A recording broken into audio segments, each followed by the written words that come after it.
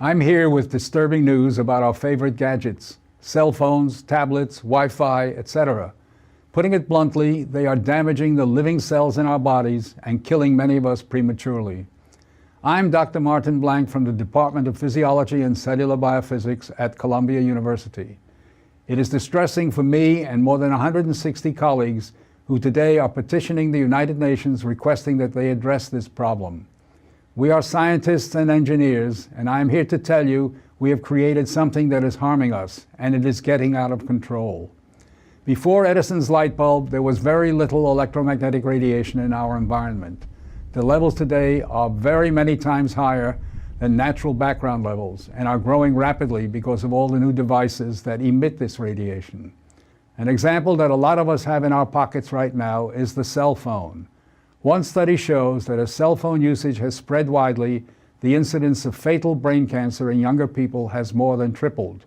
We are putting cellular antennas on residential buildings and on top of hospitals where people are trying to get well.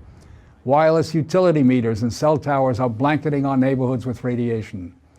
It's particularly frightening that radiation from our telecommunication and power line technology is damaging the DNA in our cells. It is clear to many biologists that this can account for the rising cancer rates. Future generations, our children, are at risk. These biologists and scientists are not being heard on the committees that set safety standards. The biological facts are being ignored, and as a result, the safety limits are much too high. They are not protective. More protection will probably result from full disclosure of possible conflicts of interest between regulators and industry.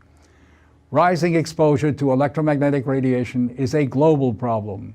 The World Health Organization and international standard-setting bodies are not acting to protect the public's health and well-being.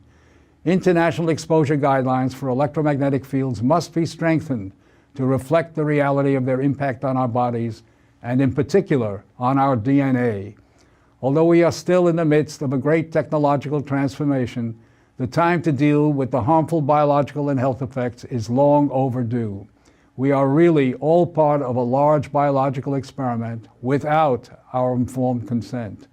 To protect our children, ourselves, and our ecosystem, we must reduce exposure by establishing more protective guidelines.